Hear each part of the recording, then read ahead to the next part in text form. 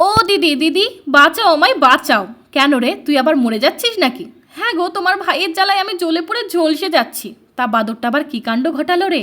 আজ রবিবার দেখে আবার বাড়িতে ক্লায়েন্ট মিটিং ডেকেছে, আর এদিকে শত শত রান্না করতে গিয়ে আমার হাতটা কেটে রক্তের বন্যা বয়ে যাচ্ছে। রান্নায় তো হেল্প করছেই না, একটা ব্যান্ডেড এনে দিতে বললাম তাও এক পা নড়লো না। এক নম্বরের কুড়ের ঢিকি। তা এত রান্না কাদের জন্য? কাদের আবার? কুড়েটার ক্লায়েন্টদের জন্য। ভেবেছিলাম চা বিস্কিটেই বিদেই দেবো, না সে বলে কি হায়দ্রাবাদি চিকেন বানাতে হবে। পেঁয়াজটা কাটতে গিয়েই তো এত বড় কাণ্ডটা। আচ্ছা বাবা আচ্ছা, এত চেঁচামেচি করিস না। আশেপাশের কাকপক্ষীরা কিন্তু কান পেতেই আছে, কিছু একটু শুনতে পেলেই খা খা করে গোটা পাড়ায় ছড়িয়ে দেবে।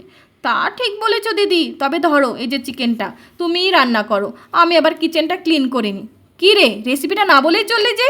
সে কথা আর বলতে, হায়দ্রাবাদি ক্লায়েন্টদের থেকে তোমার ভাইয়ের দ্বারা জেনে নেওয়া গোলমেলে এক রেসিপি আমি তো ভুলে গুলেই খেয়ে নিয়েছি। ওই যে ভিডিওটা চলছে ওটাতেই একবার চোখ বুলিয়ে নাও।